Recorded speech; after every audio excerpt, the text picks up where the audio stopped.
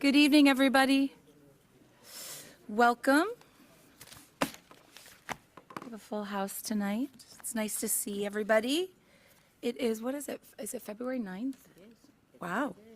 Unbelievable. So we are here. So Mr. Ongley, can you please take attendance? Sure. Joe Great. Abdallah. Here. Vicky Salon. Here. Stephanie Kolnick. Here. Jesse Liebman. Here. Angela Macurulo. Here. Alex McNaughton. Here. Justin Ongley here. Jen Pody. Here. Jane Sargent. Video. Pete Tagley. Mary Weber. Here. And Christine Weidig. She might be on too. I think she was going to try to hop on. Great. Well, thank you. Moving on to public comment on agenda items. Is there anybody here who would like to make a public comment? Where's Ben? I don't see Ben. Anybody on? No? Okay. Okay, thank you. Great. Alex, your favorite one, consent agenda. Is there anything? I found one error, but Uh-oh. it was not in the minutes for this meeting, it was in the minutes for the F&O meeting, which I had written, so I'm going to correct myself. You are. And I had left an R out of the word portion. It said potion. That works. Yeah, thanks. So anyway, I'm going to slap my own wrist and Okay. make a correction there. All right. Actually, I have a correction. You believe it or do, not. Mary? Yes. Oh, good. Okay. We had to make a motion to move after 10 o'clock to. Yes. And we did that, and it's not in the. It's not in the minutes. Okay, so we just need to make a motion to amend the Amend that. amendments. And add that to I the. thought I And- read that there was a motion, and I thought I made it. Says the meeting was adjourned at 10:12.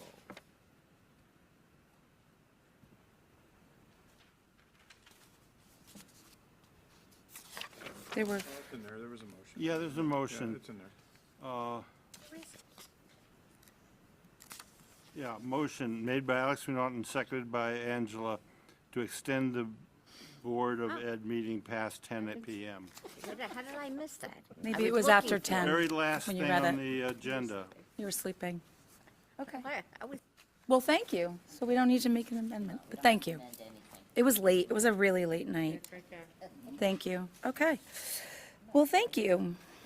Now moving on to presentations, we have the board appreciation presentation of student artwork. This is really exciting. This is actually. exciting, and you might remember at a prior meeting, I said that some art students and art teachers, on their own volition, came to me, not the other way around, and said they wanted to do something to show appreciation for the board. Now, you're going to get more, because I think Board Appreciation Month, reality is in March, but this is the artifact that you're going to get, you really ought to get in January, which we tried to do. And now it's February because there was a problem with the printer. But I think Ms. McMillan's going to come up and show you what she has for you. And I think it's meant as an earnest statement of our student and faculty's appreciation for what the board does for our district. Ms. Yeah. McMillan, you want to come up and show us your wares? So what we have, we really wanted to show our sincere gratitude for all you've done to support and improve our students, our staff, and students. So what we've done is made you a calendar, a wall calendar, and there's a different student artwork for every month, and we tried to make it reflect all the classes and all the grade levels at COG. So there's one for each of you, and we just want to say thank you very, very much, and this is just a little token of our true appreciation. It's really incredible. Thank you so much. Really. I think it was Angela who said that you should, I mean, we feel very, like it's special, but you should sell them.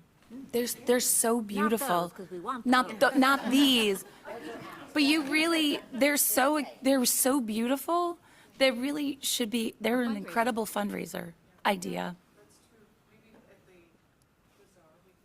Great idea. It's a really great idea. They're beautiful. Really. Thank you so much. Thank you so much. We'll take them and then we'll pass them around. They're beautiful. Thank you, Linda. That's so nice. Thank you very much. Thank you.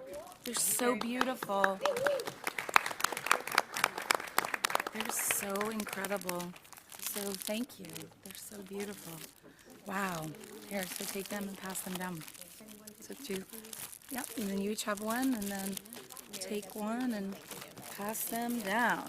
There you go. You're incredible. You're so beautiful. Thank you. Okay. So now we're moving on to the enrollment projections, and that would be Dr. Shells and Nicole Grant. This is so beautiful.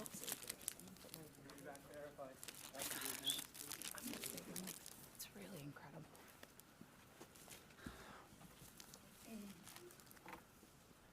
All right, good evening, and actually, I made a hard copy. If you can't see very well, or if you want to follow along, that's great. Thank you. These are posted. Thank you.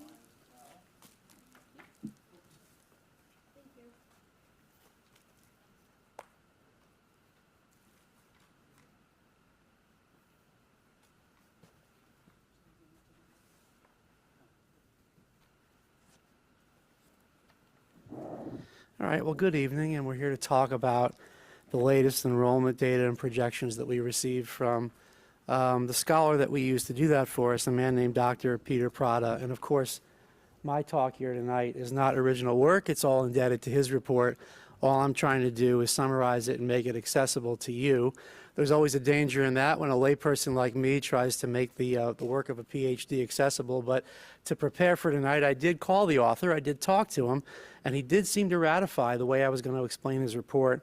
And he's kind enough that he also told me that if there are questions that remain after I speak tonight, that his report is posted on the board website. On the front page is his email and his phone number, and he was gracious enough to say anybody from our region can call him and ask questions about the report, and that was nice to hear. Okay, so there's two parts to this. First, he spends a little time giving a snapshot on where we are right now or where we've been, just a little bit about our historical enrollment, and then where we stand today, a snapshot of enrollment.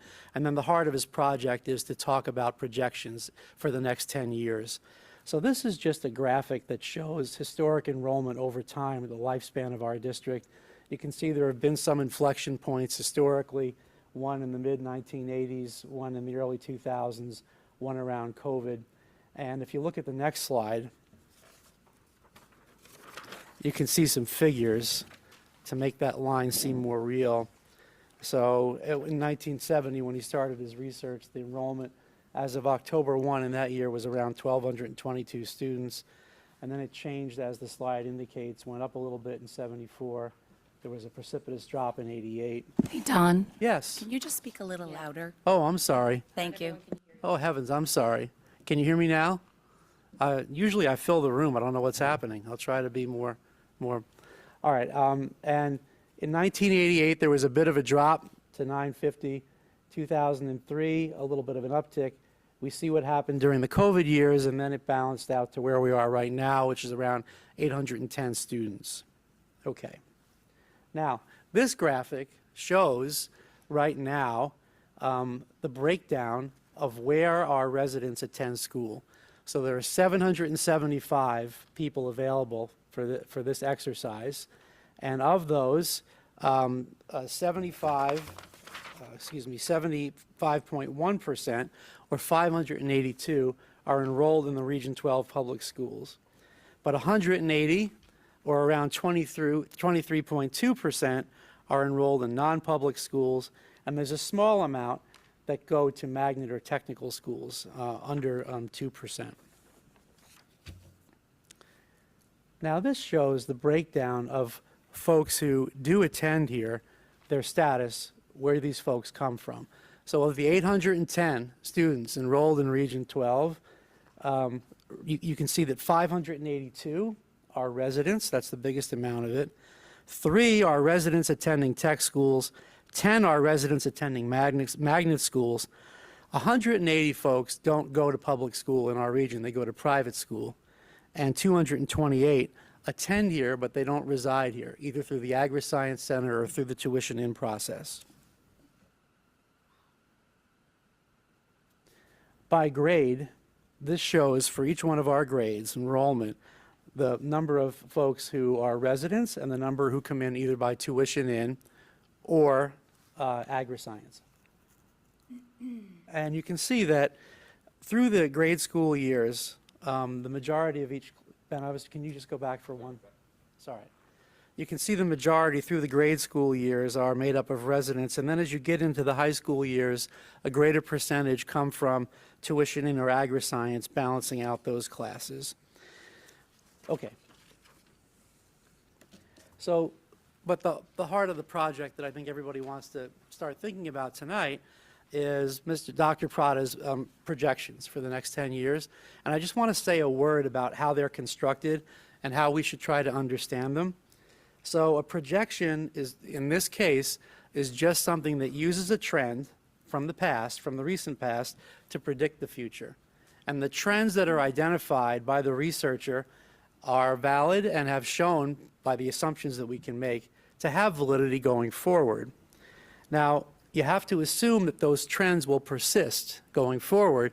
So the researcher also considers any external threats to those trends that could make things different and considers them. There are a lot of those that I'll summarize on the next slide. But for example, an event can occur that forces you to rethink the assumptions that have led to a prior trend. Recently, the state changed the law on the entry age for kindergarten and made it that you had to be age 5 at a certain point in the year. That should change the researchers' assumptions about how many kindergartners we'll get in a given year. We know that COVID was a time that caused an influx into our region, and that is something that was a different trend and also shouldn't be relied on as an ongoing trend now because circumstances are different. So we're always on the lookout, or the researcher is always on the lookout for new factors that would upset the assumptions that underlie the trends we're using to predict the future. And averages are used. Over years, averages of those trends are used to predict make long-term projections. So if you're looking at a cohort and you want to predict where they're going to be in 5 or 10 years, you take the average of where they've been in the past, and the number of years that goes into that average depends upon the amount of data that you have. And you use more of it when you can in order to get a more robust average. Okay.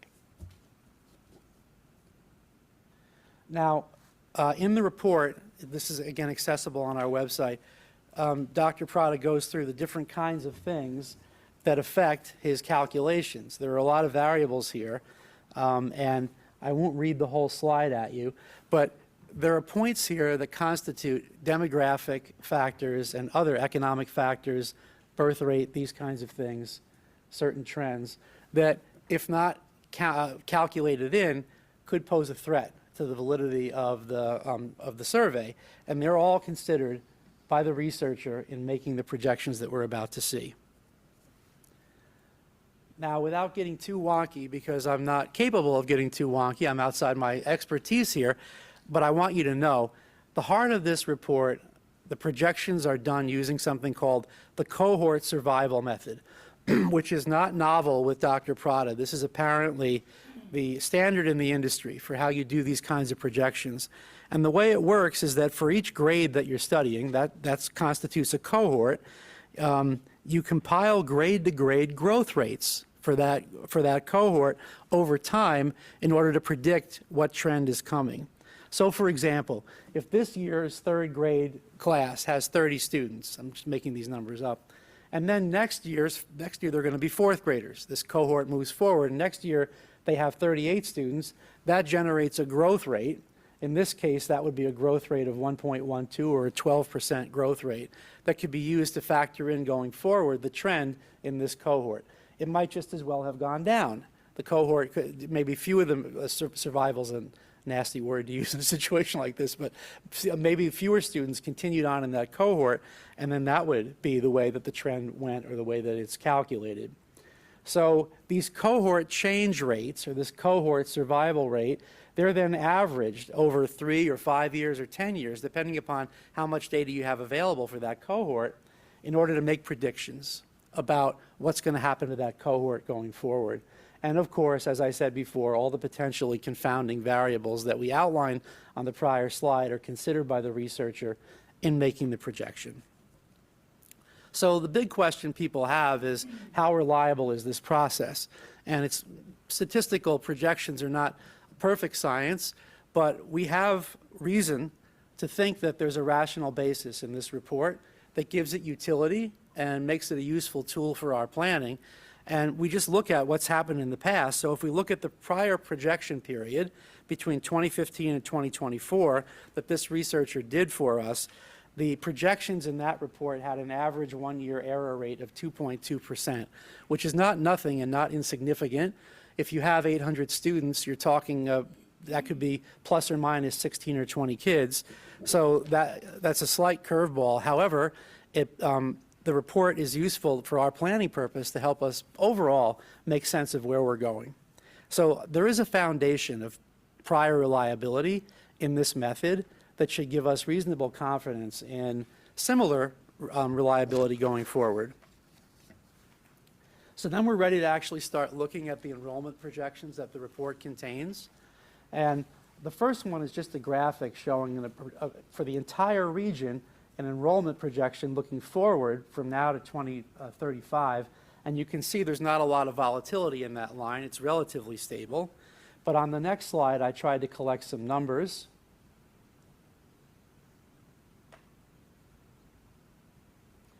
Next year, we're projected to have 797 students in the report. If we take a mid-year point like 2030, that number is projected to go to 813, and then by 2035 to settle in around 811, which is only a student more than we have right now. So over time, in terms of the whole district, this doesn't predict a whole lot of volatility. The next slide, let me just tell you what you're looking at here, and you can see it again online or in this packet. You're looking at total enrollment projected to 2035, and across the bottom are the years, one by one, running from 2026 to 2035, and across the top, going up the top to bottom, the vertical axis, number of students. And you can see there, again, each year, each of the 10 years, instead of just picking the midpoint like I did on the prior slide. And there isn't a whole lot of variability over the life of the study there either. And there is, if you want to look at Prada's report, I won't give you each year, like digest this tonight because we don't have time, but you can see the exact number for each year if you want, year by year, to know what he projects. All right, now I'll say a little bit about each one of the schools. First, for the Burnham School. Okay. Okay, Ben. So the numbers that we're talking about in year 2026, Burnham is projected to have 81 students. In 2030, projected to have 78 students. And in 2035, projected to have 72 students. Okay. And this is the same thing for each year, going through from now till 2035. And you can see the basic, again, similarity from year to year, although there's slight changes of several students here and there. Okay. Yes? Quick question. Does that include tuition aid kids? Yes, but a prior slide differentiated the people who were residents from the people who were tuition in. Yeah, so I can, oh, you're asking whether, no, I'm sorry, these are all residents. These are all Yeah, but the projection, I should say, the projection does make an assumption that we're going to continue admitting with similar frequency tuition in students and agri-science students, and they're considered in the overall numbers reported, but these are about residents, if that's what you're, and folks are going to be interested in that here, obviously, I think, because each town is going to want to know how many residents are attending our school from that town. So these are just residents, but the report does take account of agri-science and tuition in students. Just, I'm not doing that on these slides, okay? Sorry. So here are the key points that you can take on Burnham. He's projecting 81 students again in 2026, and that stays the peak. That's sort of the high point, 81 over the reporting period through 2029, but settling back down to 72 students in 2035. And over this 10-year projection period for the Burnham School, there's an average of 78 students per year, which is higher than the average of 61 students over the past 10 years.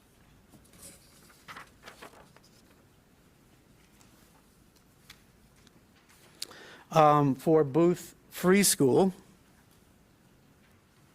Okay. So for year 2026, next year, Dr. Prada projects 83 students enrolled. By 2030, 104. 2035, back down to 89. Here again is a plot of each year. Again, you see going up this axis, the number of students, across the bottom of the year, every year from 2026 to 2035. Yes? I mean, Yes? I think that doesn't, just, I don't want to like overcorrect you on that, but I think that does include our tuition and students. for 2026? For the elementary schools, yeah, they do include, because we don't have 81 residential students. For the 2026 at least. Yeah, and I think historically, and again, you'll fact check me on this, but Hold on a second. historically, the Prouder Report has included tuition and students, at least for the elementary schools. It has used that as part of their projection. Okay, hold on, let me Sorry. pull it out. we No, can if it fact is, check tell me later. for I don't sure. wanna- But while we're on it, I just thought I'd throw it out there. I was just like, for 81 students And 2026. that's our total population, that Well, I does think not. it's important that we know if this is just residents or if this is including tuition in students. It's important that we know it right now. It's very important, and I'm looking at the page that I pulled this from. It's a similar bar graph, but it could be that I misread it, and I'm so sorry that I didn't, and that tuition in students are in this, so I will fix that. So that you, what's that? Yeah, I will fix that, yeah, for sure. Okay, thank you for catching that. Okay. So for now, I'm going to continue with these numbers, is that okay? Can I just ask you one question? Yes. In the elementary schools, are we capped for tuition in? Yeah, the principals come up with an analysis to protect historic class sizes, and they look at who's going through the school now, how many are coming up, what we want to do to protect the class sizes that we've seen in those schools, and out of that comes a number that we have available for tuition in, and the same thing happens at Chippewa. Yeah. Okay. Okay, Ben, so we can go to, all right, so the key point on Booth projections, projecting 83 students in 2026 with a peak of 105 students around 2030, ending around 89 students in 2035, which is one more student than this year. And over the 10-year projection period, an average of 96 students per year, higher than the average over the last 10 years, which is 78. Okay.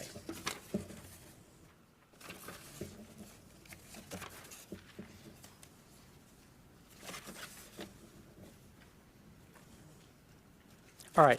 Now, to make sure that people leave with a good sense of the question that's uppermost in everybody's mind, which is the percent of residents in each school. At the end of this slideshow, I have multiple slides that map out exactly for residents the percentage attaching to each town. So that will help, okay? And I regret the confusion I caused by misexplaining. Okay. So we're going to go to Washington Primary School now. And again, this shows overall projected enrollment through 2035. In year 2026, next year, it's 153. In year 2030, it goes to 133. And then in 2035, drops to 121. The next slide, again, as the rest have, shows year over year in a graphic. And you can see a slight decline over time in Washington Primary School.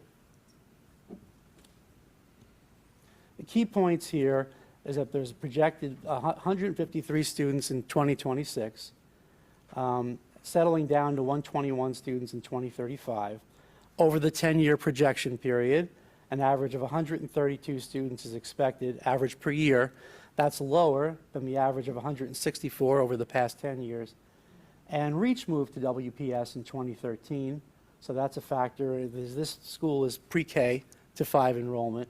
Enrollment peaked at 52 in 2016 for Reach, shrunk to 7 in 2020 due to COVID, and this year was at 46 students.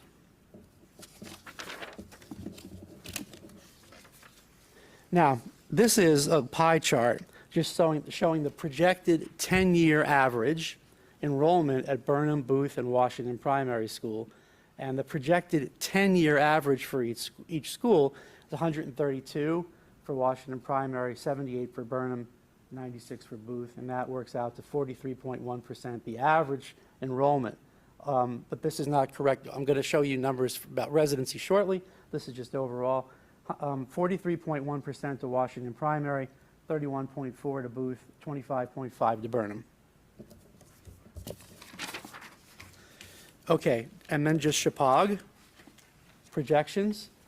So for next year, the middle school is projected to have 149 students. In 2030, projected to have 145, and in 2035, projected to have 165. Once again, you get a year-by-year graphic on this slide that you can look at, and also in Dr. Prada's report, it will give you the number for each year, but there's only slight volatility there from year to year. And the key facts about the middle school, again, you expect 149 students next year, with a high or a point of peak of 176 students around 2028, settling back down to 165 students by 2035. You can expect an average enrollment of 160 students per year over the next 10 years at the middle school.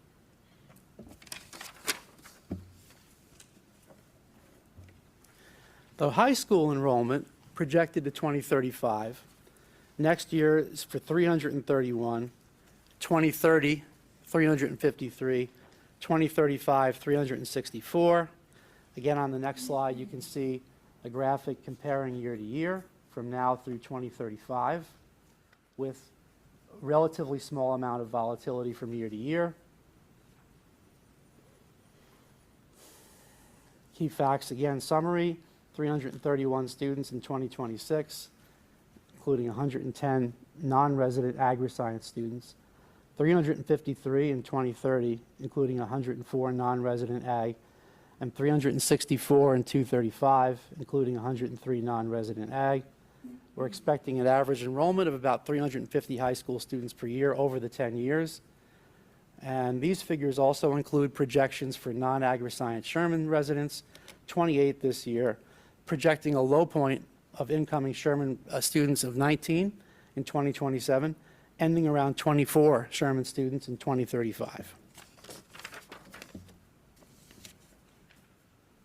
Okay, so here, this again is this bar graph shows, what you're looking at here is, again, on this, up the y-axis is the number of students. Across the bottom, you're seeing a year. The blue represents Chippewa enrollment residents of Region 12. The red represents non-resident agri-science enrollment. And you can tell from this, year per year, the average composition of each class. The blue indicates residents and the red, non-resident. All right, so what I think you probably is most interesting to a lot of folks in Dr. Prada's report is coming up now. So these are projected enrollments by town of residence for all schools. And you can see his projections call for next year, in 2026, an enrollment of Bridgewater residents of 154 students, which is 26.6% of our total resident pool. 190 from Roxbury, which is 32.8% of our total pool. And 235 from Washington, which is 40.48% of our total pool. In 2030, which is sort of the midpoint of the projection, that goes to 186 in Bridgewater, which is 29.43%, 214 in Roxbury, which is 33.8%, and 232 in Washington, which is 36.7% of our enrollment. And when you get to 2035, the last year of the projection, things settle at 189 for Bridgewater, 29.9%. Roxbury, 231 students, 36.5%. Washington, 212 students, 33.5%. So over the life of the projection, you can see for each given town how the percentages would increase or decrease. And that's another thing that people are going to be interested in and will want to use for planning purposes. And this, Alex, is the data that I think that you were asking for before when I confounded the first slides, which again, I apologize for, okay? Yeah. Okay, Ben. And this is just a graphic way to show the same over the 3 years. I found that some folks like to see things and compare them visually rather than with the numbers. And on this, Bridgewater is depicted in blue, Roxbury in red, Washington in yellow. And for the 3 years, 2026, 2030, and 2035, you can see the relative percentages. You can also see in Dr. Prada's report the relative percentages for each year in the projection period.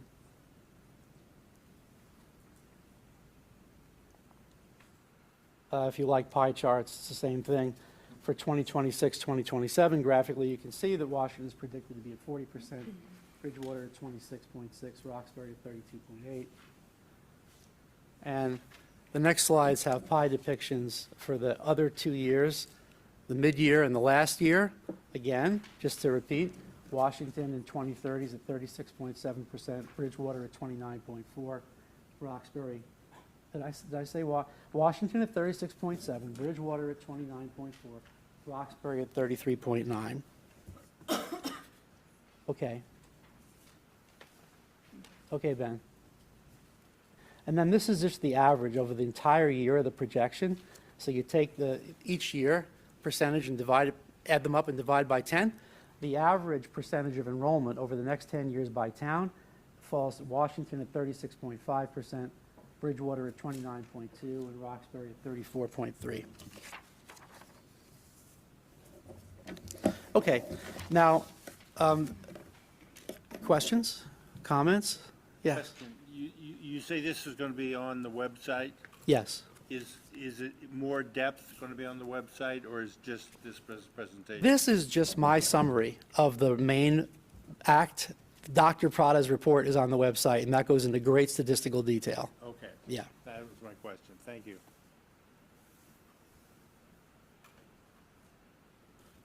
Questions? And don't forget, Dr. Prada, who can do more justice to this than I can, has offered to talk to anybody who calls him, which I think is a very nice offer, okay? All right, thanks for your attention, and I hope that this is helpful, and I think we can use this, again, as a tool that has reasonable amount of validity and reliability to help us plan going forward. Thank you.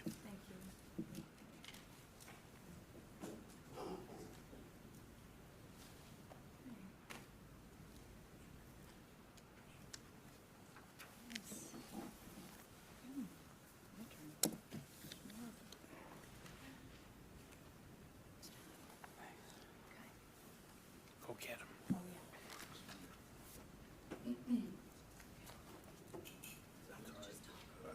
Dig through the numbers and figure it out.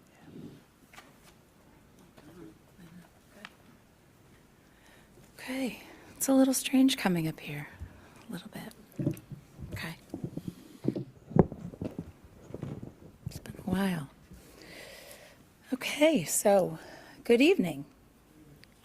Good evening. So, I am up here this evening as the chair of the Intermunicipal Elementary Advisory Committee to share the origin of our work over the last, I think, 18 months. About that, right? 18 months?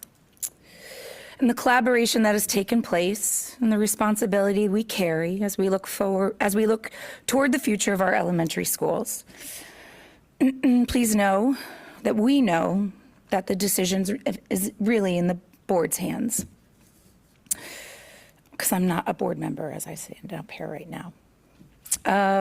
We see ourselves as the community connectors, working to understand what each of the three distinct towns value, sharing that perspective with you so that you can make well-informed decisions. Just as importantly, we hope to support the board and the administration in keeping Region 12 stakeholders informed along the way, because clear and consistent communication is essential to this process. The idea for this committee began, I think, back in July of 2023. For years, Region 12 has discussed the need to address the three aging elementary school buildings and all the issues associated with them: financial, educational, health, safety, the list goes on. And our three towns have been fractured by the attempts to find a solution by past boards, myself on the boards, and administration. and trust was lost, and communities were angry. For 14 years, I think 14 years now have passed, and I believe that time has helped heal some wounds. And I thought maybe it was a time to try maybe a different approach, one that maybe was a little bit more thoughtful, creative, and collaborative. I asked the 3 first selectmen if they would be willing to embark on this collaborative journey with me.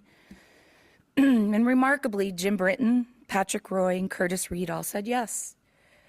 I asked each of them to select a community member to join the effort, and we welcomed Bob Papson, Paula Conway, and Carolyn Dwyer to the committee. And along the way, we picked up Holly Stark. We were also joined by key members of our Region 12 leadership and staff. Elementary principals Emily Judd and Emily Rue, Facility Director Don O'Leary, Director of Finance and Operations Nicole Grant, Interim Superintendent Dr. Lori Rodrigue, followed by Dr. Don Shells, Roxbury Board of Ed member Justin Ongley, Washington Board of Ed member Joe Abdella, Bridgewater Board of Ed member Alex McNaughton, and Chipaw's Vice Principal Mike Croft, who was extremely helpful in the committee in many ways, even though he wasn't officially on the committee. The role of this committee was first and foremost committed to ensuring that our students had a high-quality education in a safe and functional space. Paula Conway, I said you, didn't I? Okay, good. I did. I wanted to make sure.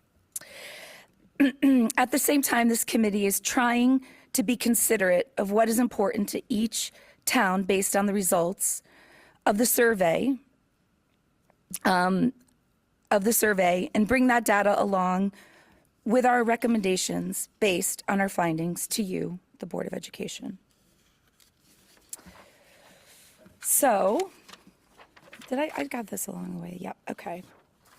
And as a committee, we worked collaboratively to develop a survey with questions using SurveyMonkey, with a shared goal of keeping them simple, clear, and concise, so that they would be accessible to our stakeholders.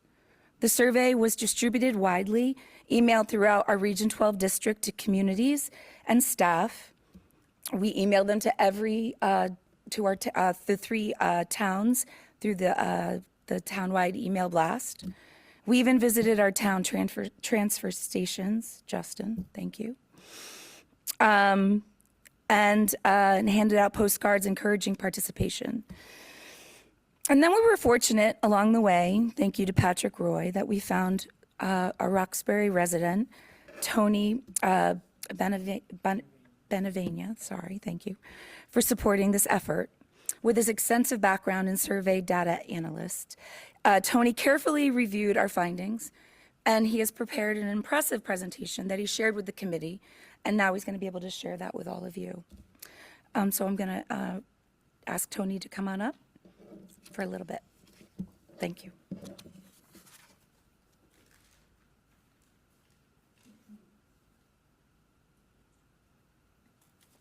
Hello, everyone. For those who don't know me, my name is Tony Benavenia, and I came into this process through just an encounter with Patrick. I saw that this survey that had been done by the steering committee was out. I responded to it, and I mentioned to Patrick, I had a background in analyzing this kind of data, setting up these kinds of surveys. If he needed my help, just give me a holler, and he did. So I worked with Nicole and with Mike Croft and got access to the raw data, and I used the tools I have at my disposal to analyze the results. I went into this process, I mentioned to everybody, to be totally objective. I don't have, I'm here just to analyze the data and report to you what people said. So that's what I'm here to do. I'll go briefly over what we did. There was an 8-question survey, very simple, that was posted and issued to the town. It was done on SurveyMonkey. And, you know, SurveyMonkey is a fairly decent tool for collecting survey data of this sort. And it was out there from midsummer, like July through September. People could respond online and complete the survey, and there were paper surveys that were also issued and distributed around town. There were paper surveys. People had the option to complete the survey on paper. No, so they had the option to come in and do it online. There was no paper survey. I was led to believe otherwise. Is that Holly? I'm sorry. I said I was led to believe otherwise, that there were No paper surveys. no paper It surveys. was all online, right? No, it was all online. Yeah, we discussed it, but no, it was all online. Okay. Yeah. Okay. Well, in any event, I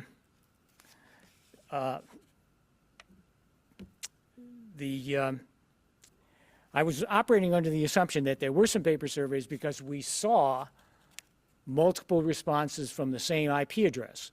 And I figured, well, that was somebody sitting at their computer entering the survey.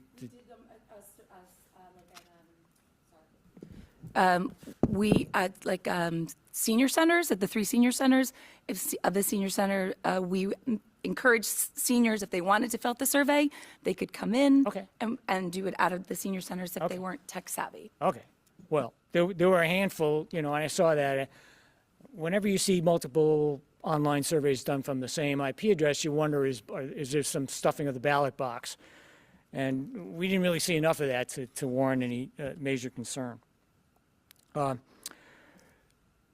So with that said, you're telling me no paper surveys. Okay, I had no way of knowing that. There were a total of 1,215 people who responded to the survey.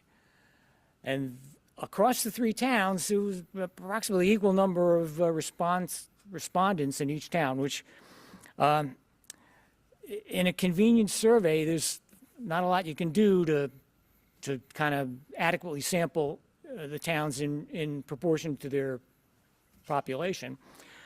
So if we're looking at totals, I weighted the data. Just look at totals. I weighted the data to reflect the fact that to mimic the populations. So Bridgewater, where we had 393 respondents, but only a population of about 1,600, I had to weight their data down. And in Washington, I weighted their data up. So basically, I only did that when I wanted to look at totals.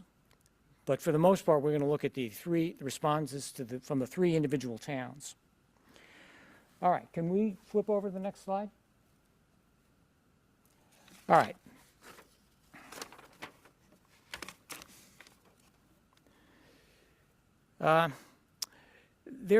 I mentioned there are some shortcomings with this type of survey. It was a convenience survey. People just came to the website if they wanted to complete the survey. They were not recruited, as you might typically do a survey if you were doing a poll, a voter poll. So they came and they took the survey. What you see in situations like this is the people who respond to the survey tend to be those that are heavily involved and more involved in the issue. Those that kind of don't care one way or the other, they're going to look at it and they're not going to participate in the survey. So you're dealing with a little bit of that, which may or may not be a good thing. The people who responded tend to have high involvement with this whole issue of what you do with the schools. So we had, approximately equal number of respondents from each town. And we had 73 people who said they were from another town. And when I got into that, it was mostly people who, they were either tuition-in students or they were part of the agri-science. And there were some staff members from Chupag, too, from the school. So, and the one thing we have to keep in mind is this is going to give you just a rough picture of what's going on. you can't get precise results from this type of survey, but we can get some pretty good indications of how people feel about things. I wouldn't necessarily use the results of this survey for planning purposes, but I think in terms of communication, I think it works well. Now, I'm going to cut to the chase and go right to the critical question that was asked, and that was question 7. Question 7, people were given, can we flip to the next slide? There we go. People were given these 4 options for what you could do with the schools. And they were told, please tell us if you think this is most preferred, acceptable, or unacceptable.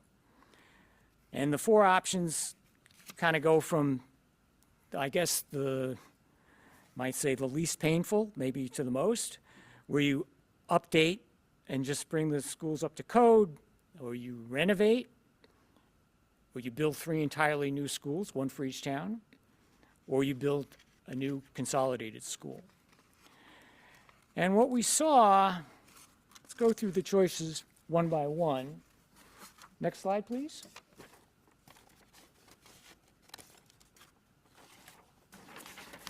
When you look at the first option that was presented, to update the schools, bring them up to code, there was very little resistance to that. If you look at the bars there, the red bar is the red flag. That's unacceptable. Blue is preferred. Green is acceptable. So you combine preferred and acceptable, and you got the large majority of people who are in that camp.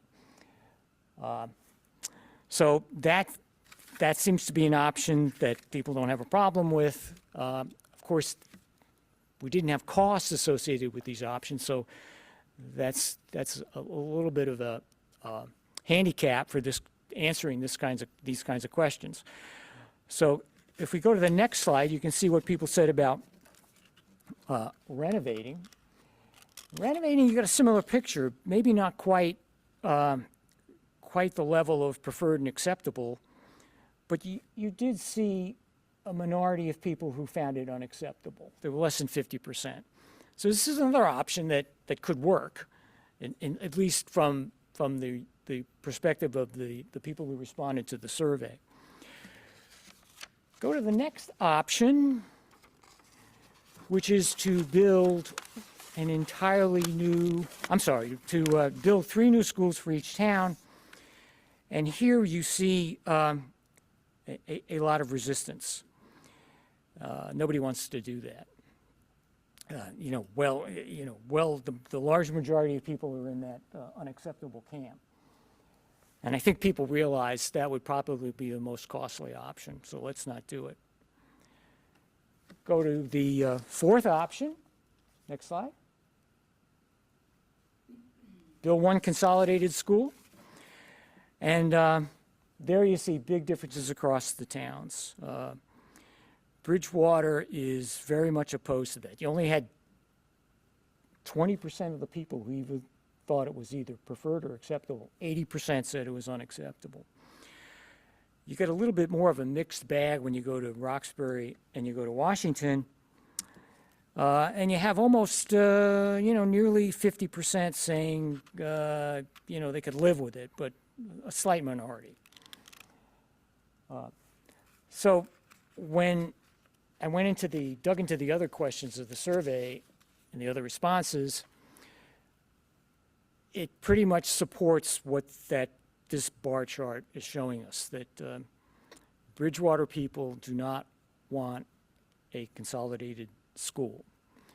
And it's a viable option perhaps in Roxbury and in Washington. I had a concern when I was analyzing the data that maybe we would see some differences if we looked at people who had kids in the school system versus those that did not have any kids in the school system. Go to the next slide. I can break that out. This is a bit of a confusing slide here. You've got 4 pods there, and the pod on the far left is for updating the school system. So, and this is among total. This is not broken out by the 3 towns. This is among the total of the 3 towns. And again, that total was weighted to reflect the actual populations in the 3 towns. So what I saw was not a whole lot of differences between people who had kids in the school system and those that did not. The blue bar on the left, that's the total of the 3 towns, and that amber color bar is for those. That's just among people who had kids in the school system, which was about a third of the people we surveyed. So there weren't great differences there. I would have expected to see bigger differences, but I did not. So I couldn't really get any sustenance there in terms of what we're looking at here. So if we go to the next slide, and I show you the kind of the overall takeaway of what I see, and this is among the total sample. Again, it's a weighted total.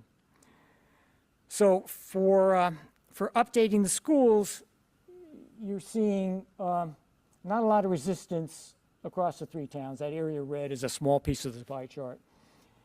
And the green and the blue represent either acceptable or preferred. So either updating or renovating, little resistance. Go to build a new school in each town, that weighted total shows a lot of negative responses there. Large red area in that pie chart shows that's something nobody wants to do in any of the towns. And then when you go to a new consolidated school, one school for the 3 towns, what I saw there is, probably around half the people thought it was unacceptable, maybe a little less. This is a weighted average across the 3 towns. And about half, maybe a little more, saw this as either preferred or acceptable. So, moving along here. Next slide, thank you. I went back to question number 6. And what I wanted to look at there was differences across the 3 towns. People were given a list of options that they felt were factors that were most important to them. And that list of about 10 items, social obligation to our future generations, small class size, health and safety of our children and staff. So people were asked, pick the 3 factors that you think are most important. Looking at the data, go to the next slide, please. When I looked at the data, I wanted to compare across the 3 towns more than anything else to see if this would confirm or refute what we saw earlier in terms of what Bridgewater thought versus Roxbury, Washington, what they thought. And what I saw here is, you look at the numbers I highlighted in that amber color, yellow color. Bridgewater, again, you had to pick the 3 options, the 3 things that you felt were most important. And compared across the 3 towns, residential property values, hometown school, and proximity to home, those numbers were higher in Bridgewater than they were in the other towns. Overall, the highest thing was health and safety of children and staff, but that's kind of like, who's going to not want to do that? That's where Roxbury people were coming out relative to the other towns, and Washington and Roxbury and Washington compared to Bridgewater. If you go to the other towns, the results there kind of reflect the fact that these are tuition-in people, tuition-in students, and you got staff members from Region 12 staff members. So that's why you're seeing things like small class size and innovative spaces for students. That's why those numbers are popping there. Not surprising at all. Can we move on here? All right, I wanted to look at the demographics to see if there were any disparities with age. We already know what we got in terms of the residency status of the people that responded. And then we also looked at the kind of the way these people categorize themselves. Are they current Region 12 parents, guardians? Are they part-time residents? Whatever they are. And what we saw there, go to the next slide, with age, the age profile across the three towns is very similar. Very few differences. So the age distribution was very similar across the three towns. It's only when you get to the other towns where you start to see a younger skew. I think, and that reflects pretty much the fact that you had a lot of staff members responding to the survey of that 73. And you also had tuition in students that tend to be parents, tend to be younger. They've had kids in the school system. Not surprising at all. Go to the next slide, please. All right. As I had mentioned earlier, we had about a third of the sample in each town. So the proportion of people who responded in each town was about, the proportion of total sample was equal across the three towns, which I found a bit unusual because you've got so many more people in Washington than you do in Roxbury and Bridgewater. Bridgewater, with its low population, had a lot of people responding to the survey. You can interpret that a couple of different ways. My interpretation is that probably Bridgewater people are probably more intensely focused on this issue and were attracted to go to the survey. You have 390, I believe, people in Bridgewater responded to the survey. That's almost a fourth of the population of the town. So that was surprising for me, anyway. All right, can we flip to the next slide? Yeah, that's what I was mentioning earlier about the distribution of people across the three towns. The net number for parents or guardians was pretty similar across the three towns, like about 20-25%. So again, I didn't see major differences here, except of course, when you get to the other town. So go to the next slide, please.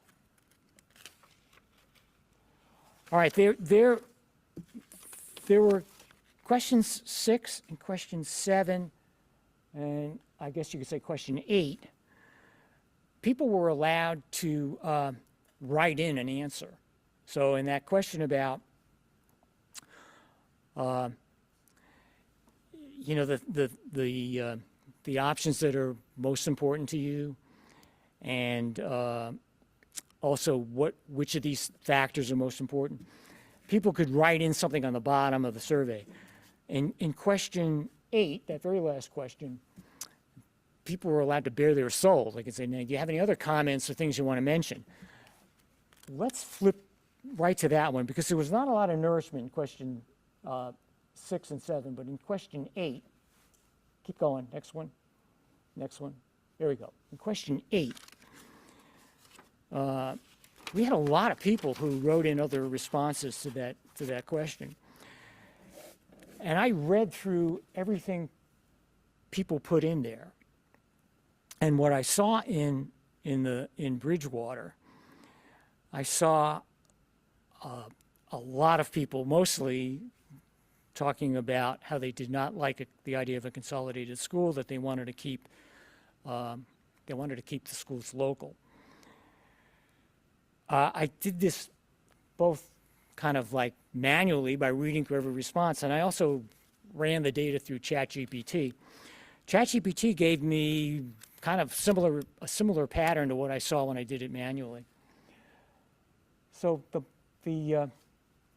bottom line here is you've got 93 Bridgewater respondents who made suggestions about what to do, and there were 51 positive suggestions for 3 local schools. So that's kind of where Bridgewater's netting out. when you look at the other towns, go to the next slide, please. You get more of a mixed bag. You know, I couldn't see a definitive pattern here. The responses were more diffuse.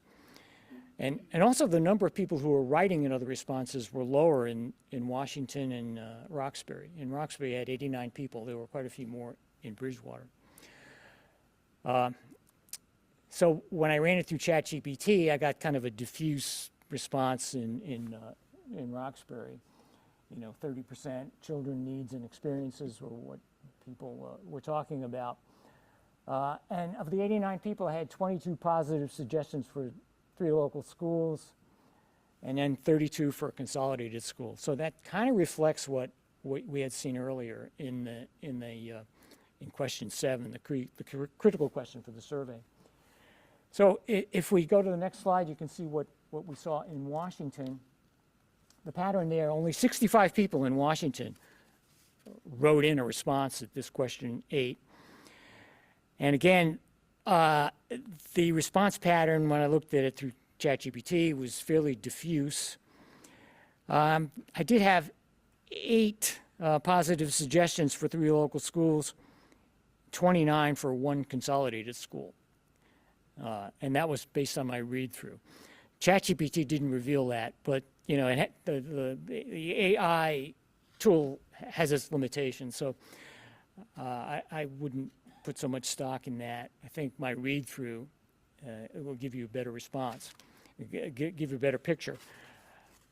Okay, I left with Jen the listing of all the responses. So there are, in Excel format, you can read through what everybody said, and I think it's a fairly good exercise to do because it'll tell you what people are looking at, what people are saying.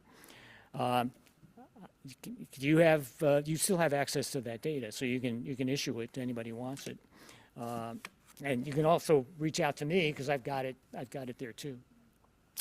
So with that, I'll entertain any questions that people have. I'll do my best to answer them. Yes. Will we be able to get your report you just showed us? Yeah. It'll be available online? Okay, and it's going to be put on the website? I mean, I have it, so if anybody wants it. Okay. Yeah, I can give it to you. Okay, thank you. Yeah. Thank you. Anything else? No? All right. Thank you. Sorry I had to bombard you with more numbers after you got bombarded with numbers already. Thank you, Tony. That's the way it goes. Okay. Thank you. Okay. So the fact is that anything that happens with our 3 elementary schools, we all know it has to pass in all 3 towns, full stop. So how do we do that? All 3 towns must work together to have a shared goal. That's something that has actually never happened before. And I'm very proud of the work that we've done over the last 18 months to move in that direction. It was kind of remarkable, actually. There were lots of days that we actually walked away feeling hopeful, sitting together at the table, the 3 towns, and it was really kind of remarkable. Each town will need to have to sacrifice something to get something in return. And we have to find a yes in all 3 communities while honoring each town's wishes. We are mindful that the financial impact of these decisions and then what they'll have on the taxpayers. These are not easy conversations, but they are necessary ones. We have even talked about possibly changing the Regionalization Act. What a crazy thought. And that each town might even have to, the conversations of paying for their own school. Again, infancy stage, but interesting discussions, outside the box thinking. Based on the surveys, and again, would we have loved to have had a larger pool of people filling out the dipstick, so we call it a survey? Yes, of course. And so it's just a very small number of what we would have loved to have had. And of course, I was sort of bummed because Washington, I was like, come on, people. I wanted more people to poll and take the survey, and unfortunately they didn't. But it's just the beginning, right? It's just the beginning part of this. So I'm encouraged to think that this is just the beginning, and maybe by us talking about this more and coming here and asking for you guys to maybe, with our recommendations, to go, and then we talk about it, and we get you guys to convince you and maybe me to go forward and get the recommendations that we're asking for. And people talk about it, and then we possibly, with the committee going back with your blessing, and we do another survey, and we get more people interested, and we get more data. Maybe we get more information. So based on this initial survey, we are recommending to the board for 4 architectural plans. 1, 2, and 3 to renovate to new Washington Primary School, Booth, Free, and Burnham, which can all be scaled back into any scope, right? It's the soup to nuts, but obviously, so that we just have some sense of peeling it back. And then 1 to consolidate 1 school. There's no plan for it. It's just 4 plans that we can look at, and then we can think outside the box with them. There's no plan, no hidden agenda, just those recommendations to the board to go get those architectural plans. And then we get numbers. And then obviously we all look at the numbers and we gasp, we freak out, and then we look at them and we say, okay, and we decide from there what we might look at and plan from there. Obtaining these 4 plans will give us clear information about costs and help us guide the next steps. There's still a great deal of important work ahead, reviewing the data, having honest and respectful conversations, working through differing viewpoints, and continuing to gather input from our communities.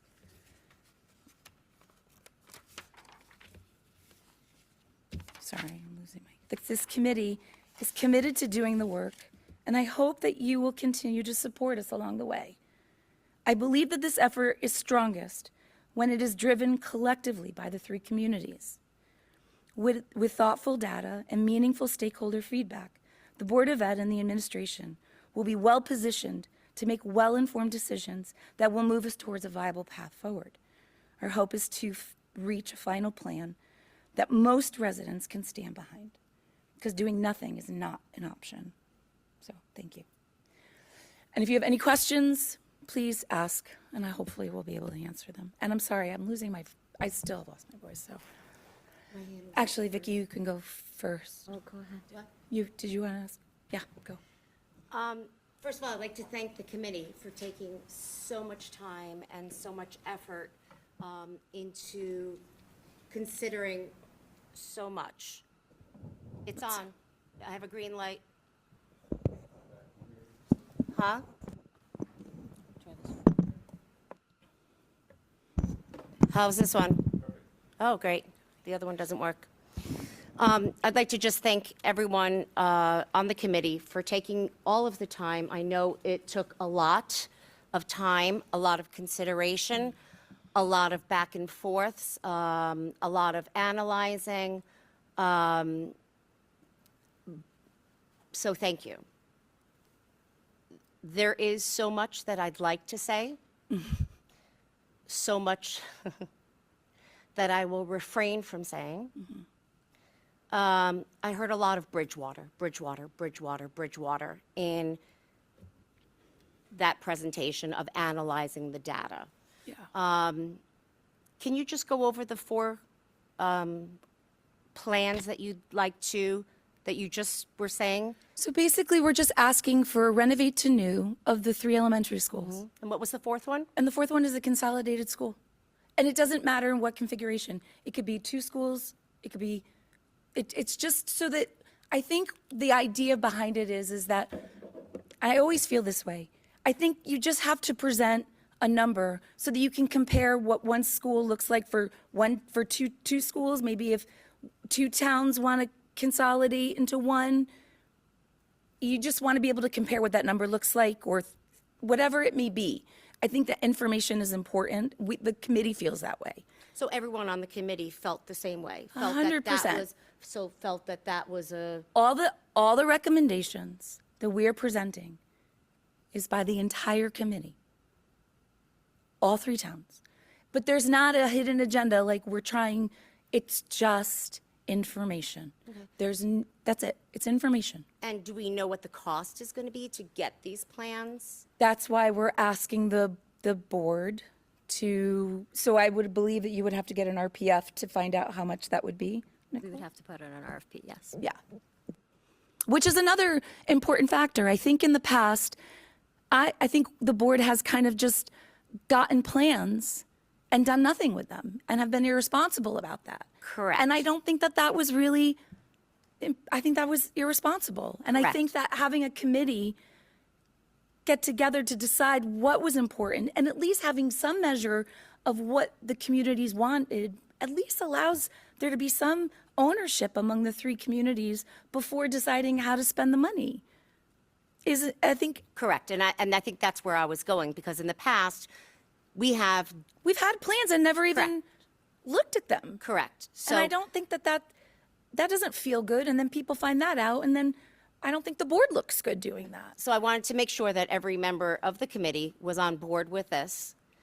100%. I mean, Okay.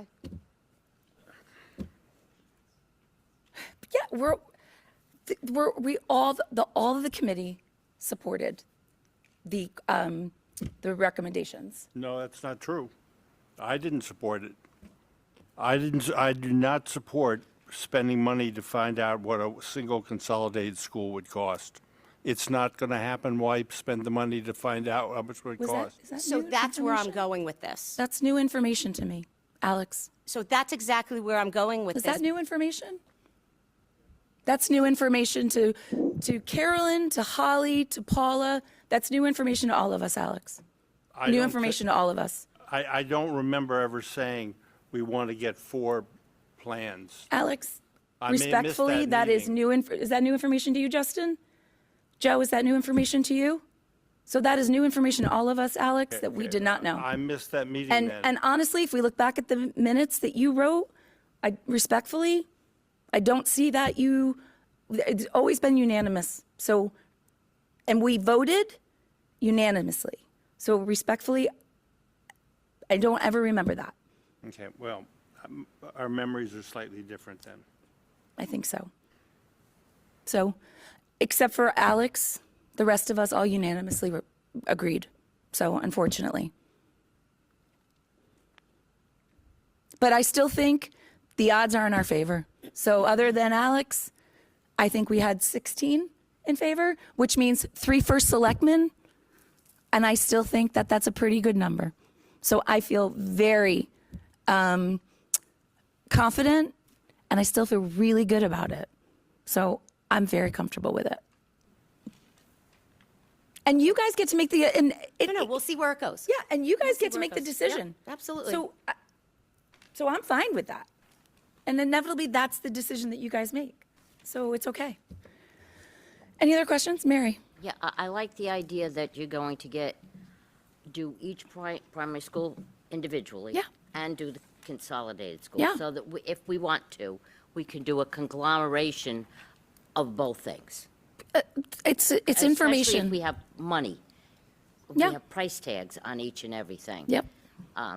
When people see the price tag, they may say, absolutely not this, or absolutely not that, Absolutely. this way. And so when you have the information and you have numbers, then people really want to be able to have their say. So when you go out with surveys, they really want to be able to have their voices heard. So hopefully with those numbers, and then we get to be able to then we can go back to the drawing board and be able to say, well, that's not going to work, and go back to the drawing board, or you get creative, or however it may be.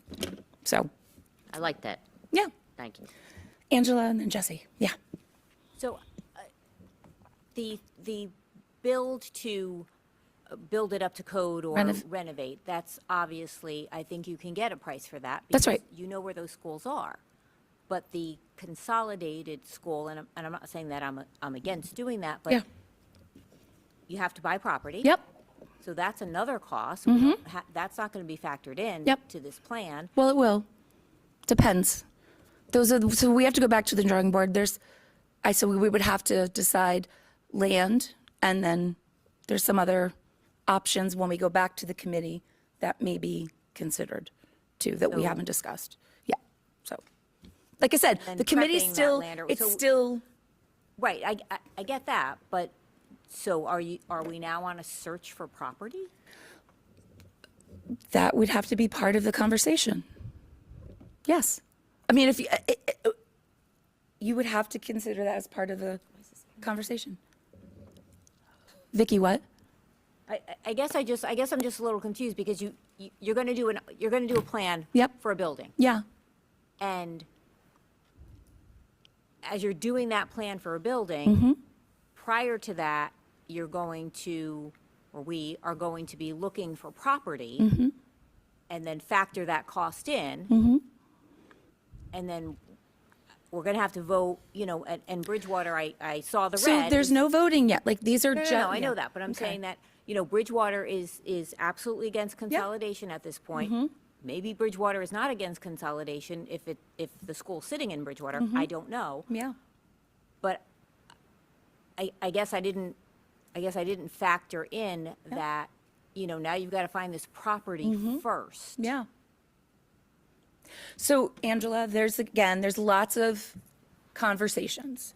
So I would say to you that while we're here, I would imagine that there would have to be property looked at. And I would also say that there would also have to be conversations about that are probably being, we don't know what you're going to agree on, right? So we're giving you recommendations. And I would say that there are probably conversations that are also being thought about behind the scenes too. So I would say to you that I have ideas in my head, but I can't share them with you or with anybody until I know what the board is going to decide. And so then, and I imagine that there are other people on the committee that have ideas that they're thinking about too. So I would love to share my ideas, but I can't until I know what the board's going to decide. But, sometimes you just have to have faith and. Yeah, I'm not, again, I don't think that the I plans are understand, a bad I idea. understand that just you're think worried that about, this I understand. finding property and maybe optioning, I just think that's a way bigger piece of the puzzle. So I than would being- recommend finding out how much it would cost for the RFP to see how much it would spend. And in the meantime, maybe we come back with those ideas once we find out how much it would cost. Okay. And I will let you know. And maybe other committee members will come forward with their ideas. But I think it's hard for us to be able to move forward with those ideas until we know how serious you all are in considering our recommendations, which is, I think, fair too, right? Jesse? Thanks. Yeah, two questions. Yeah. One, why did the committee not choose the update to code? Because I think that that's part of the renovate to new. Okay, So that kind of kills two birds with one stone. okay. So if you do the soup to nuts, and then you can that's all encompassing. Second question is, would renovate to new include any substantial redesign? Like you could change the footprint of the buildings?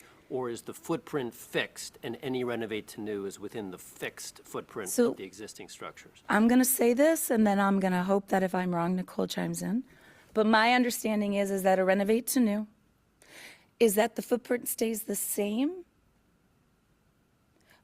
that you're within the footprint of the building, but that you can work within the footprint of the building? But that you can change the configuration within the footprint of the building.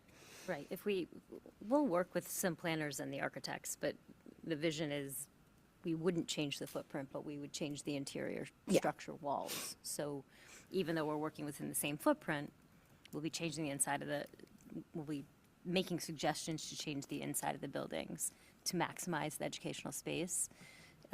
But, and with respect to the other question, Jesse, when we started, we were looking at 9 plans, up to code, renovate to new, renovate. So getting just a set of plans for each building to renovate to new, we can then start to revise those plans so that we can get to a price point that the board can support and the community can support, and being able to kind of pick and choose which things work best for the communities, for the schools, instead of getting update to code and then saying, oh, wait, but if that's what it's going to cost, we want to add this and this. Continuing to go back to get those revisions would be harder and more costly than to just Yeah. start with the renovate to new and then peel back. Much like we did when we did the agri-science build. That project started out, I think, at a $42 million build, and when it got time to do the funding and get state grants, that ended up being a $30 million build because we pulled back and did a lot of engineering to get some of the numbers, some of the costs down. So it's that kind of theory to get the renovate to new and then pull back. You're welcome. Can I just add Please. one little bit Yeah, to Joe. that? So the properties are restricted with the lot coverage as well. So expanding upon the footprint may be more difficult than just working within the confines of the actual structures that are there. Yeah. Alex? Just for clarification, I want to read the minutes from what we made the motion. Jim Britton made and Joe Abdullah seconded a motion to present 3 sets of plans to the board. I mean, 4 sets of plans to the board. 3 renovations to new for all 3 elementary school, and a 4th one to consolidate school, Booth, Washington Primary School. Yep. And 3 recommendations to the board. 1, renovate to new on all 3 schools. Up to code in all 3 schools. Yep. And consider consolidation Booth, Washington Primary, and renovation to Burnham. And you were correct. It was a 15-0-0 vote. I know. I voted for it. Yep. Thank you.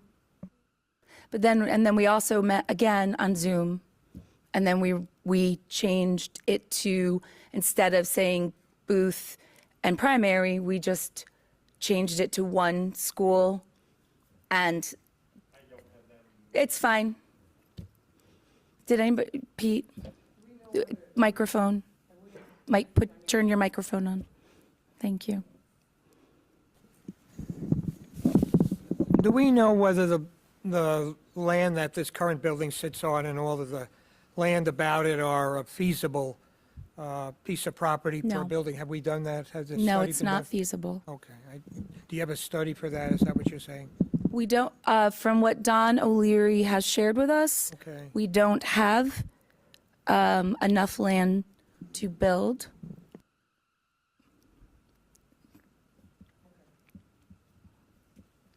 Yeah. Like Vicky, I'm going to say thanks for all the hard work. I know this is a really difficult task, and it's going to take a really long time to come up with solutions, and this is really step 1A of the entire thing. I know just from the historical notes I've looked at in Roxbury, we have been considering renovating and consolidating schools since like 1867. We've had multiple one-school room houses. We have consolidated those. Oh, and that's half a joke. It's probably earlier than that. You know, the one-room schoolhouse is consolidated into 2-room schoolhouses, Yeah. and then eventually we got Booth, which was Yeah. the brand shiny new school, and now it's been there for a Yeah. long time. Yeah, so I think a good plan going forward is to, personally, I feel like, to add as much as we can to the initial request for RFP to the architectural plans. I think something the board in general has gotten in trouble with in the past is that we've assumed Yeah. something. Agreed. And we went to an architect and asked for one plan. Yeah. And when that one plan didn't serve the needs of whoever, Yeah. it never got revisited. And I think it does get expensive. We're talking about economies of scale here, to ask one time, how many things could we add? I'd actually wonder if we could add another or broader scope to the plan. You know, like Jesse said, does renovate include to code? Does one consolidated school also maybe act as an umbrella for one consolidated school and one local school? Can you consolidate two towns and keep one town separately? Like, what are the configurations that you can use in the biggest umbrella of architectural plans that we ask for? Because going back and back and back to the architect has been expensive for us over the years. We thought about the Jetsons, didn't we, with the combining the three schools with a little bit of the, consolidate them with a, I mean, I understand something like that too, just like one consolidated school would require buying land, having, Yep. one school and, two towns come together and another one not would require a change to the regional plan. So I know like one iteration kind of, begets Yeah. another iteration, but I'm just wondering how big we can look. Listen, I think the reality is this, and this is, I'm just, God help me, I'm speaking off the cuff, which we all know how dangerous that can be, but I think the reality is this.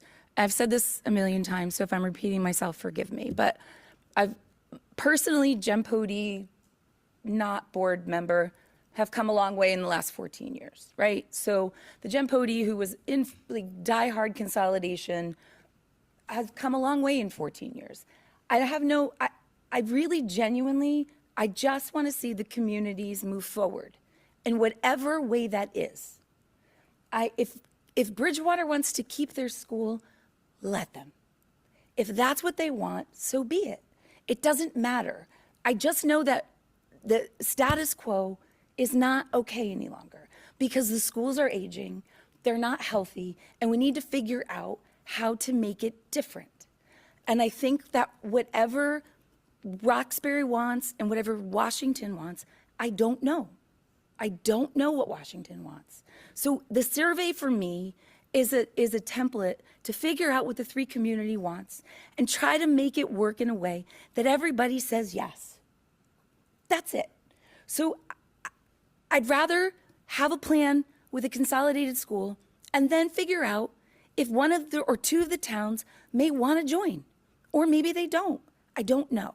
I'm hopeful, and I think we can figure out a way to figure the land out. I don't know how expensive it's going to be. It might be astronomical. It might be really expensive to figure out how to renovate to new one of the two schools. I don't know what the numbers are. I just know that if we can figure out how much it's going to cost and then sit down and brainstorm, and if the three towns are actually sitting at the same table willing to work it out, let's do it. That's it. And that hasn't happened. So I'm hopeful, and we're going to hit bumps in the road. We're going to get frustrated.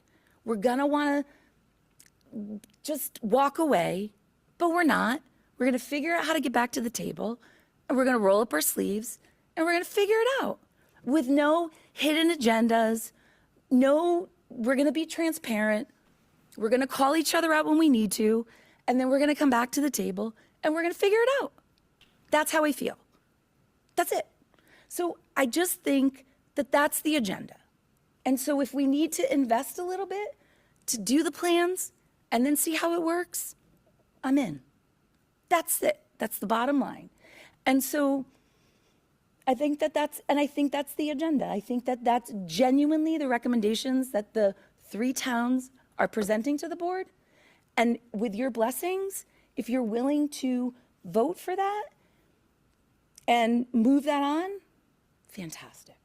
I also really hope with your support that you will continue to allow the committee to do its work outside, because I do think because of a lack of trust and transparency in the past, it really does allow for the board to just do its work and the administration without feeling like there's that hidden agenda. And I think that that really will also help down the road to help you, allow you the support that you'll need to maybe move whatever forward in a really helpful way. So if you have the support of the three first selectmen and community members to actually get this passed, God willing, fantastic. It's just helpful. So, and maybe it's a Pollyanna dream, but I think it could help. So that's it. So that's up to you. And I, as the chair of the board and the chair of this committee, I wasn't really sure how you would feel about me if it was a conflict of interest to be a part of the voting, so I'm happy to recuse myself because I don't want to cross the lines. So if you guys want to have a conversation and vote, if you want to postpone it till next time, however you want to do it, it's up to you. I love what you just said. Okay? I love what you just said. I think that there is a lot of history between the three towns. A lot of history, a lot of negative things have been said, have been done. And what you just said, I only hope that everyone on this committee can feel the same way. Everything that has happened in the past, let it be in the past. Yeah. And everyone should come together as one and remember that what we're doing is for the kids. Yeah.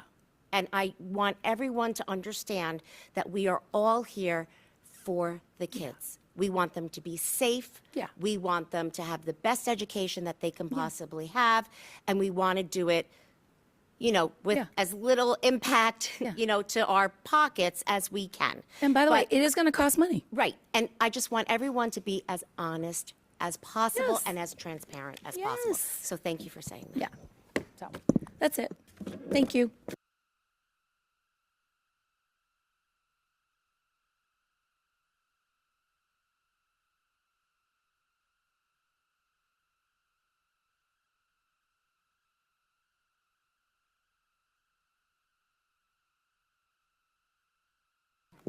Okay, so do we have a motion to either table, or do we have a motion to vote? Do we have any motions whatsoever? A motion to vote? Okay, second? Second. Okay, that was Stephanie and Justin. So motion to proceed with the committee's recommendation for 4 separate architectural plans. All those in favor, say aye. Opposed? 1. Abstentions? None. Okay, motion passes. Thank you, everybody. I really appreciate it. Great. Wow. Miracle. Right? One small little miracle. Fantastic. Okay. So, where are we doing? Yeah. It's good. Take a breath. I know. Now I can drink a little water. It's good. Okay. I don't have a board chair report tonight. I'm going to let it go. Superintendent's report. Okay, thank you. Just briefly, tonight, just about some personnel updates, appointments. Mark Fink will be a middle school baseball coach at Chippewa Valley School. Joel Harbor will be the custodian second shift at Chippewa Valley School. Nathan McVeigh will be the boys' assistant varsity track coach at Chippewa Valley School. And Lee Joy Pearson, a paraeducator at Chippewa Valley School. For resignations, we have Ryan Blatchley, agri-science teacher at Chippewa Valley School, effective June 17th, and Janice Paris, paraeducator at Booth Free School and Burnham School, effective February 6th. Thank you. Okay. Sorry, I'm supposed to notify you about 2 field trips. Whenever a field trip is out of state, we notify the board. The first is a trip regularly taken by our middle school students, grade 6 to the Bronx Zoo.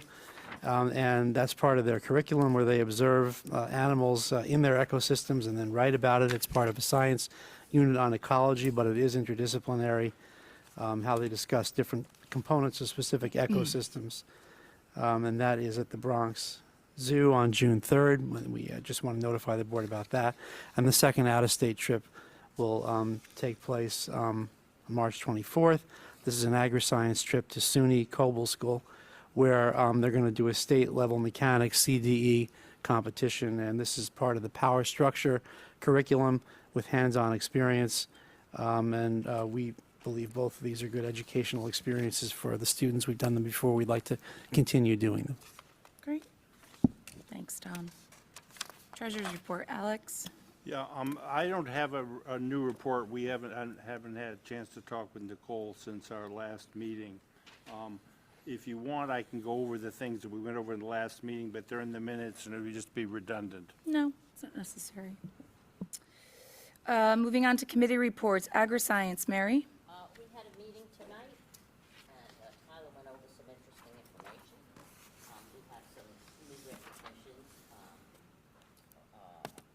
A second place finish at the Yukon Fall Field Days, and that's the segment that will go on to. Mike, your microphone. I'm always telling everybody else.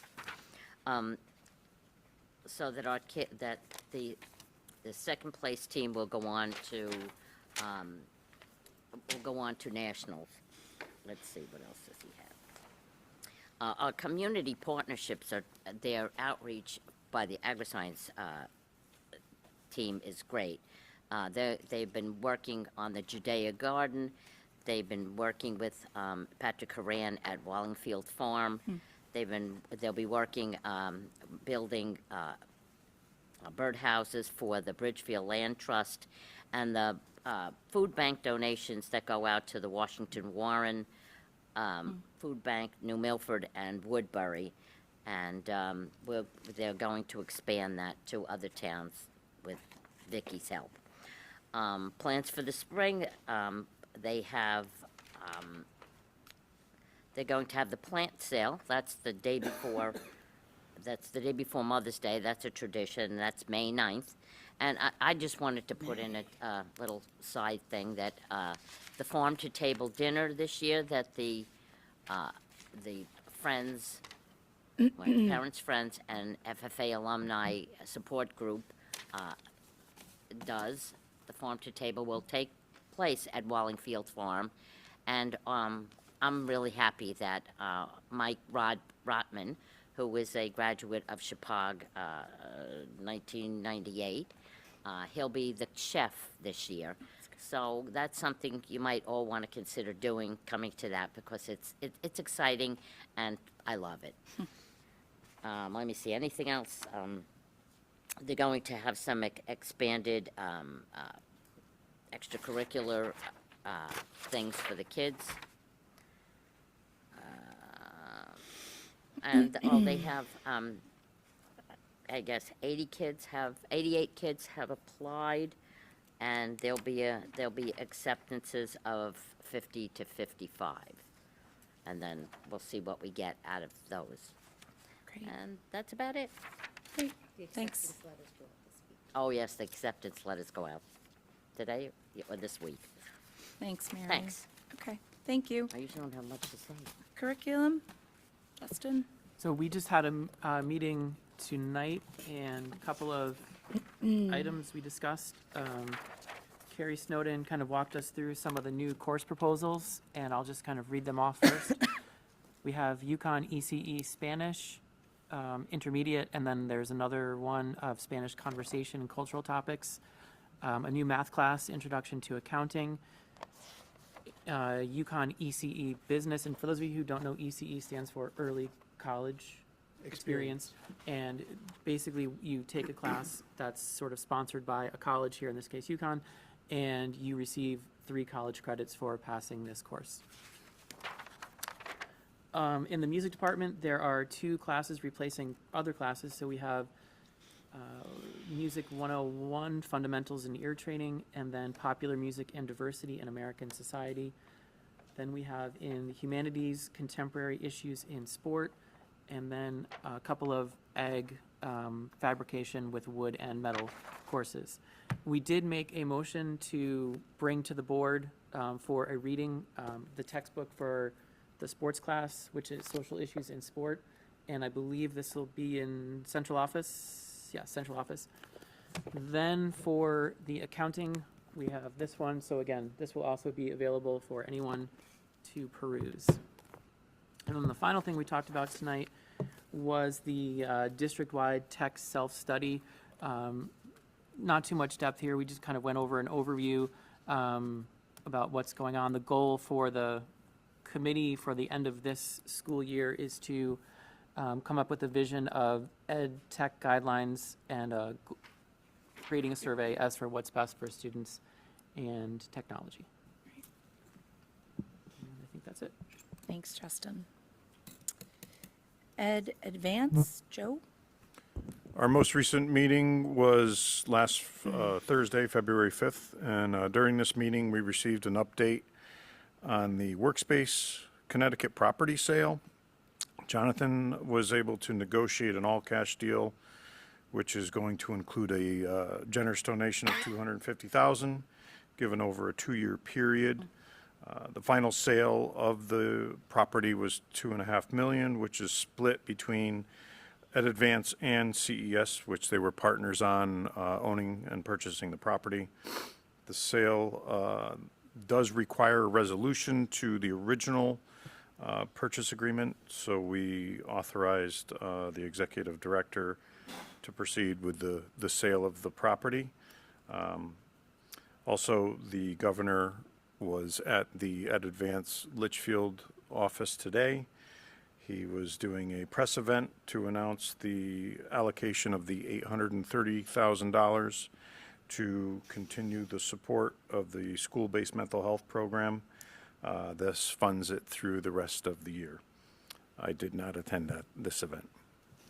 That's all I have. To amplify that for 1 second, I received that good news this morning too, and there's an impact for us in that you might remember from prior reports that I made to the board that we lost some of the professionals we received under that grant when the money went away, and it's been very tenuous about whether we would get that money back, and now it is there and will continue to the end of the grant. So our 2 practitioners, 2 counselors that have been working with our kids will be back in around mid-March, and we're assured that their tenure can continue here until the grant is over in several years. So that was really good news for us. It's really good.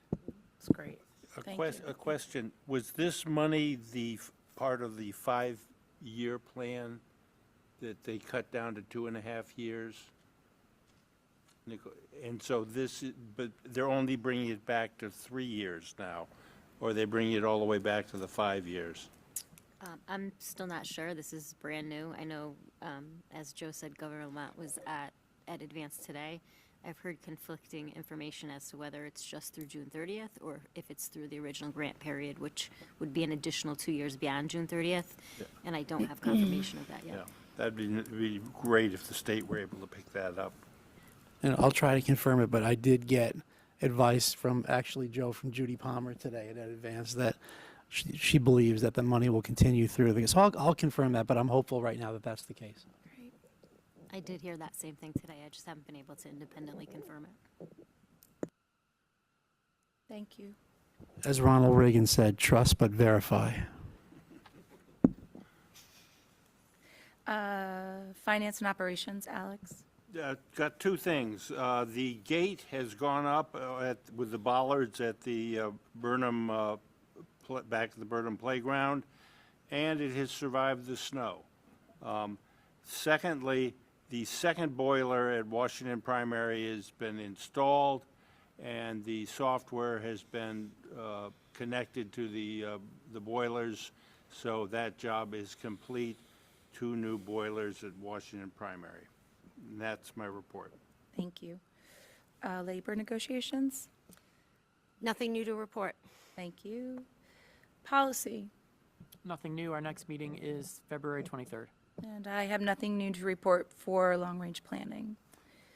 Old business, consider and if appropriate, approve the 2026-2027 school calendar. And that is ready to discuss. I will say, Jen and I meet the Wednesday before each board meeting to go over the agenda, and she wants to get stuff done, but she also worries about all of you. And at that time, you said this is a long, long meeting. You didn't know if you wanted this on the agenda, and here it is. Here it is. Are you ready to do it, or do you want to Let's do it. defer? Okay. So the last time we looked over the calendar, and I reported that for the proposed calendar for next year, that it's substantially the same as this year, but we wondered whether we had good congruity with the sending towns in the spring break week. So you wanted me to check into that. And I put in a recent Friday update that I had done that. It turns out that I can confirm we use the same protocol we use each year. We have a little spreadsheet, a little Excel sheet that we share with each sending town and ask them to put in their spring break week, and they do all align next year. Now, this year they didn't. This year Danbury was an outlier, which was regrettable from their, but there wasn't anything we could do about it. Do the best you can. But luckily next year, that's not an issue. So I think that was the one thing that detained us last time.